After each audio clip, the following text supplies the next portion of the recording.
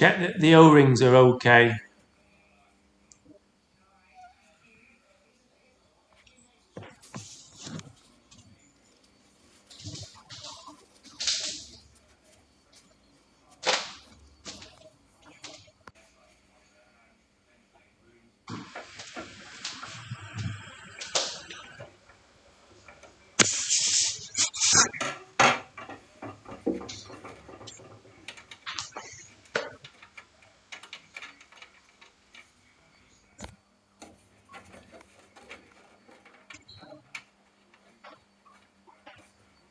Loosen the screw retaining the fan mounting bracket.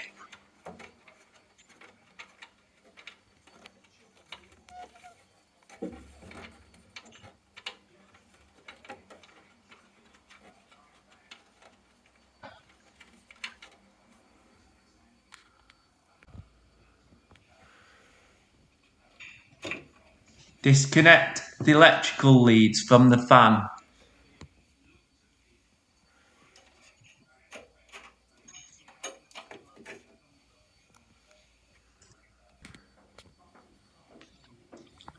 Lift off the fan and Venturi assembly.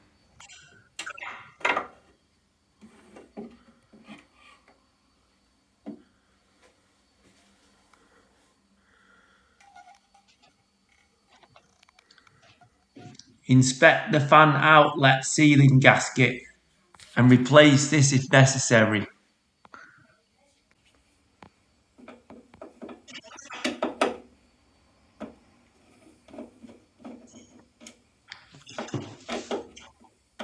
Ensure the sump is fully drained before removing the sump cover.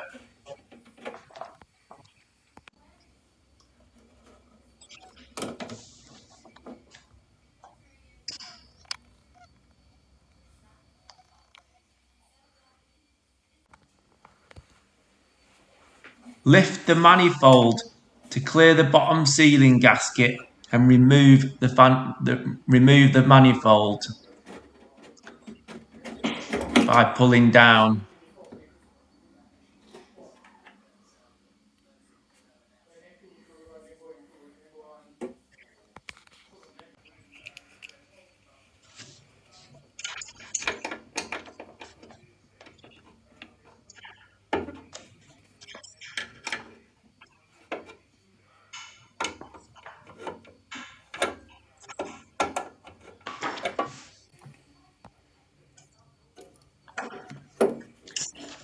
Remove the two burner front fixing screws and loosen the two rear extended nuts by at least 10 turns. I actually removed the two rear extending nuts. I found it easier to take the burner off, and they're easy to put back on after.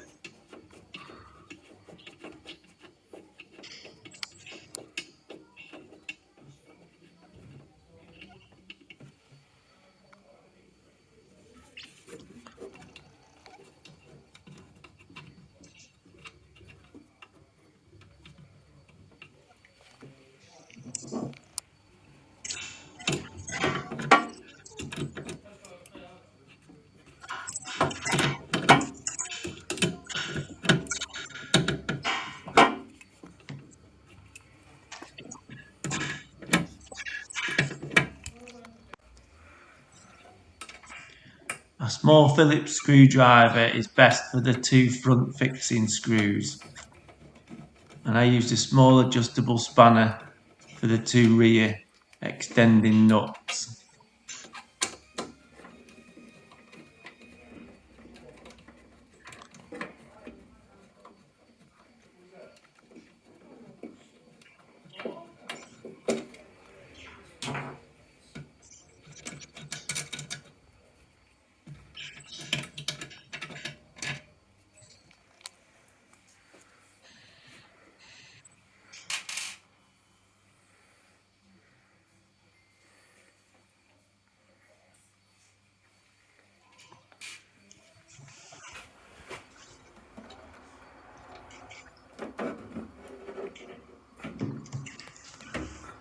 Lift off the burner from the combustion chamber to facilitate the removal, angle the burner as shown.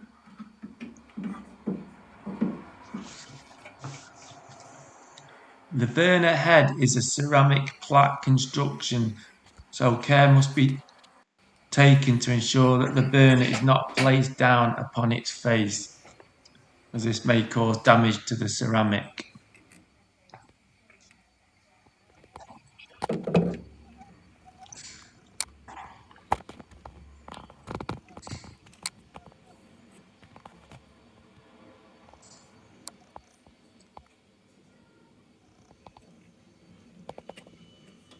Inspect the heat exchange.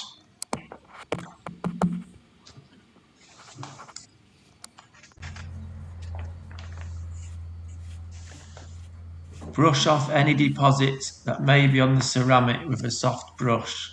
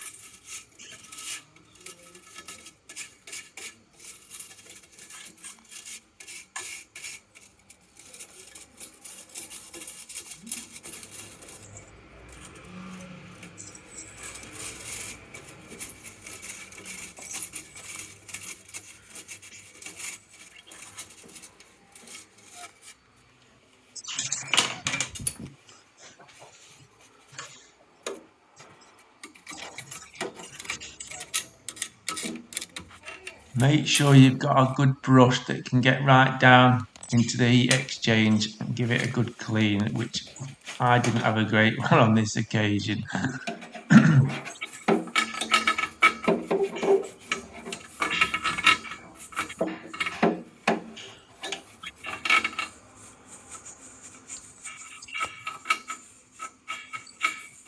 This boiler was only a couple of years old, and to be honest, a few bottles of water put down the heat exchange was the most important thing, as there wasn't that much dirt or soot in the heat exchange.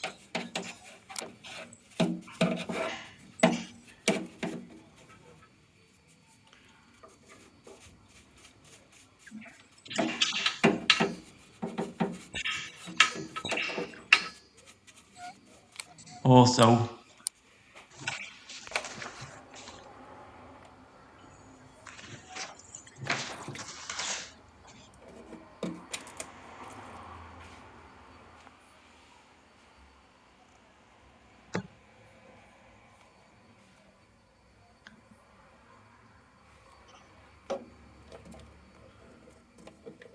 did you bring your little machine?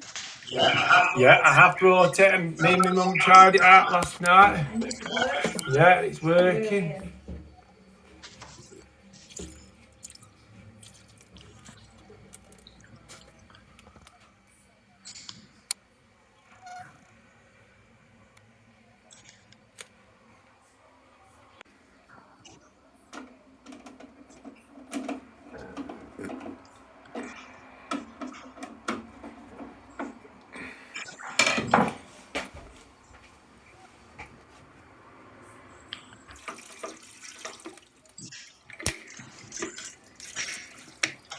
be careful of the ignition and flame detection electrodes when pouring water in. Advisable to remove and give them a clean. On this occasion, I didn't remove and clean, as in good condition.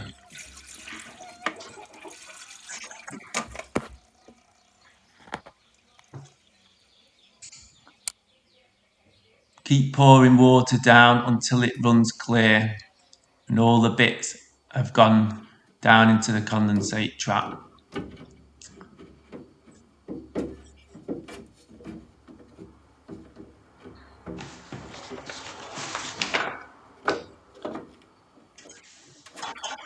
Refit the burner head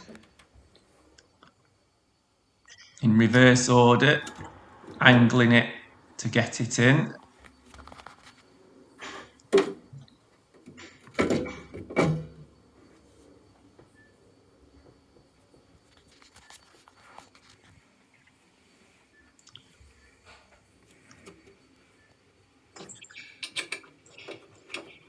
Put the rear bolts back in. You could leave these in originally when you took the burner head out. I did take them off. I just found it a bit easier. But as you can see, they just screw in quite easily with the burner head in place. So get all 4 screws, nuts in, hand tight.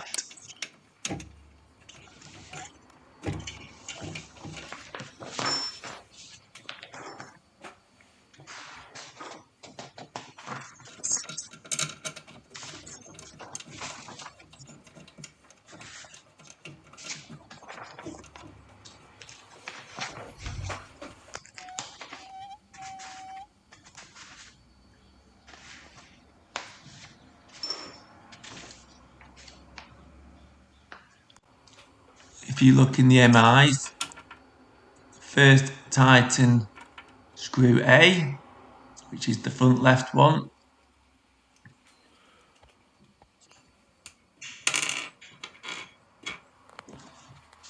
Don't over tighten it, you can come back to it and nip it up after.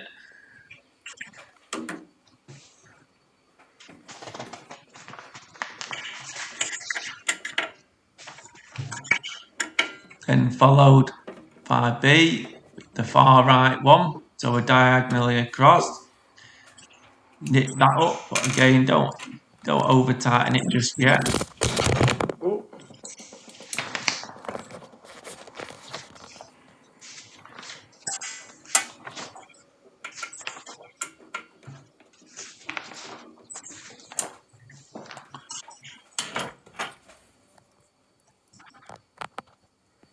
And then we've just done C and then D, the far left one.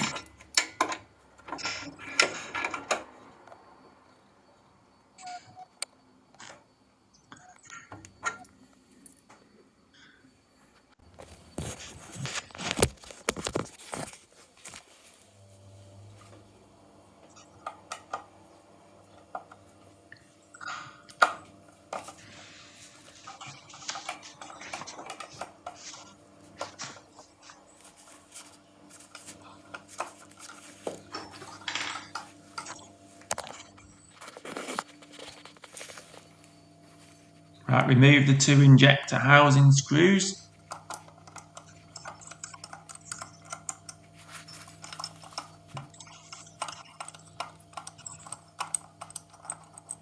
Withdraw the injector housing.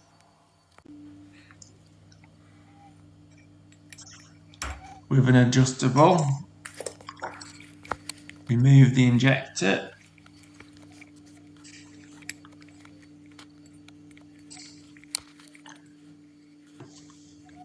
I found that these injectors are often the cause of ideal boilers making particular loud noising, whether it's whistling or shaking, vibrating, baffling noises. So the inside of the injector has to be cleaned with some wire wool and really basically go to town on it. On this occasion, I actually didn't clean it enough, and there was a noise that the boiler had previously been making. It's actually on one of my other videos. So after this service, it was still making this sort of baffling noise where the injector just wasn't clear enough. As you can see, I'm cleaning the injector now, but I obviously didn't do it enough. And this boiler was under warranty, so in the end, because it was under warranty, I actually, told the customer to get them to come out. And when they came out, basically they just swapped the injector over. They didn't clean it. It wasn't damaged or anything, but obviously it's quite time consuming and quite difficult to get it as clean as a brand new one. They swapped the injector over and it was absolutely fine. So it's something to think about. If you're going to clean it, it really does need really polishing inside.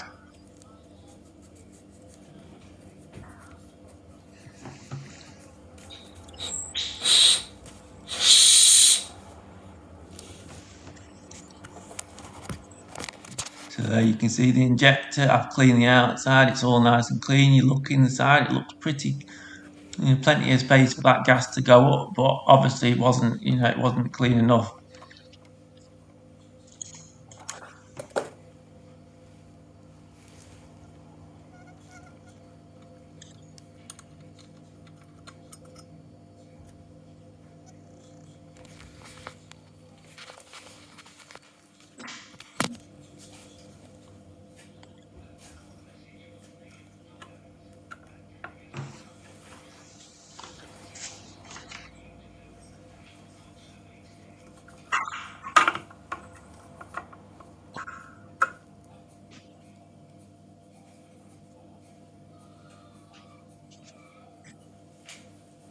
So we just twisted that off, removed the one screw, checked the seal, gave it a clean on the inside, a light clean on the inside.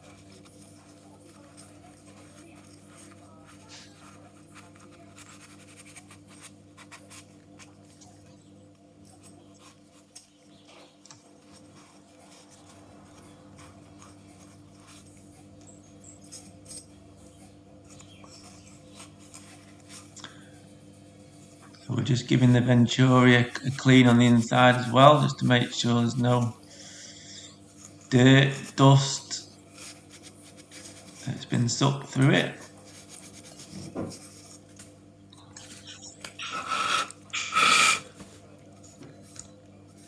And we check the O-ring as well, make sure that's okay.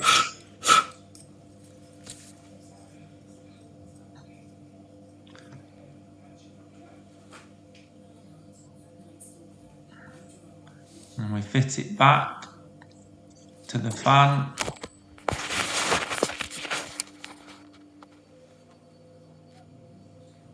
We click it clockwise onto the fan and secure it with a nut.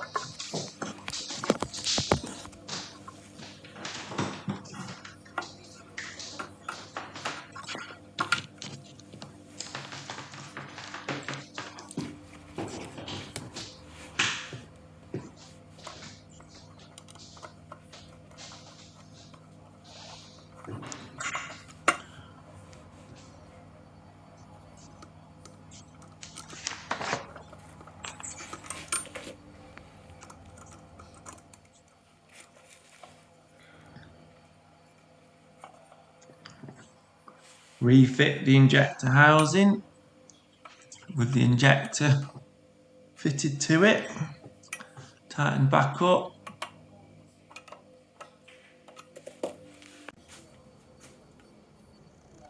Check that seal, which we'd already done, but check it again, why not? Right, those two holes there, they need to sit on two lugs on the back. You see those two lugs? They hook onto them and then it needs to slot behind that nut. The retaining foul mounting nut, basically the one that we loosened before. So make sure it is loose enough for the fan to get behind it there. You can see it just clipped behind it. And make sure it has all clicked into place and dropped accordingly. As you'll see, as I start to tighten it up, it hadn't quite clicked into its natural place. As I tighten it now,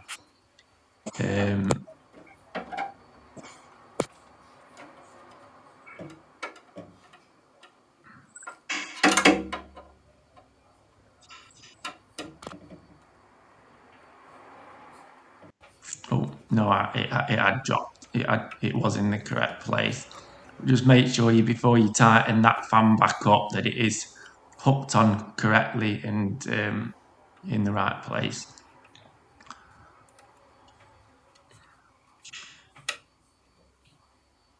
Put your electrics back on.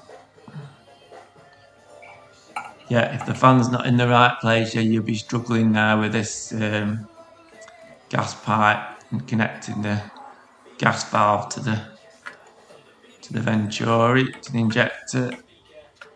So push it up, then twist it round, and then you're going to pull it back down. So you can push it up high, up into the injector housing, and once it's in place, then it can pull down.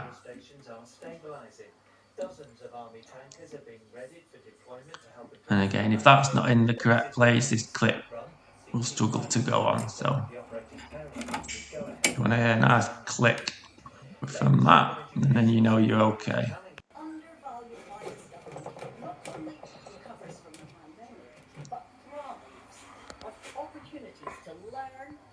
Bit of silicone grease to just aid the manifold back on.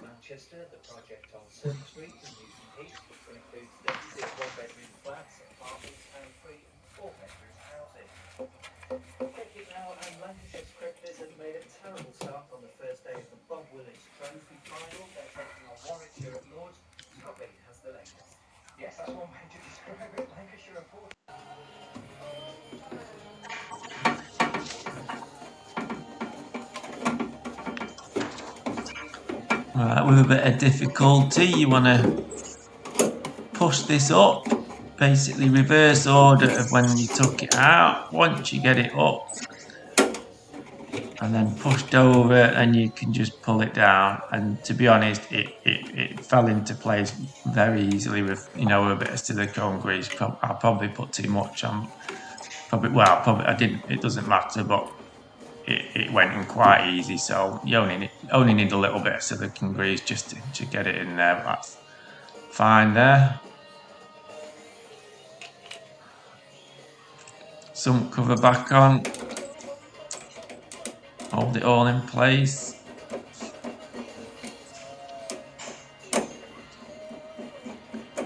Always check that there's no splits or cracks or little hairline, fractures in the plastic. You'll notice little white discoloration if there is, and then it's leaking. It's quite a common problem with ideal boilers and the sump cover.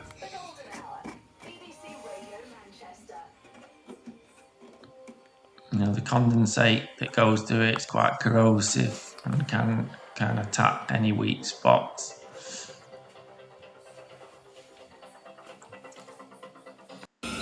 Right, let's check for any little gas leaks while the boiler's actually running. So we're not doing a gas check at the meter, we're just checking any gas coming out from any of the disturbed joints that I've touched while I've been servicing the boiler. So we don't want any gas coming out of these points.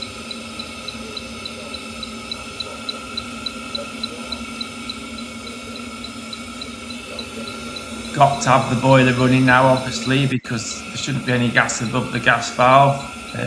While the boiler's not operating, obviously, the gas valve's where it stops. So put a hot tap on or something.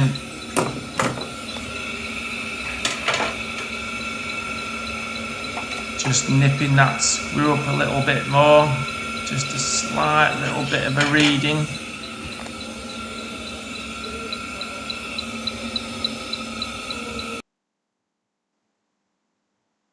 Right, sorry for the abrupt ending there. It was a bit quick.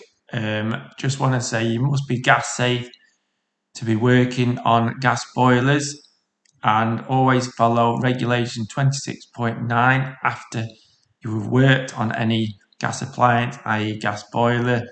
I didn't show you that on the video. If you are a gas engineer or a trainee gas engineer, you know that already. So this was purely just to go through the cleaning procedure of an ideal boiler. Hope you enjoyed it. Subscribe if you do. We'll keep putting videos on as and when I can. Thank you.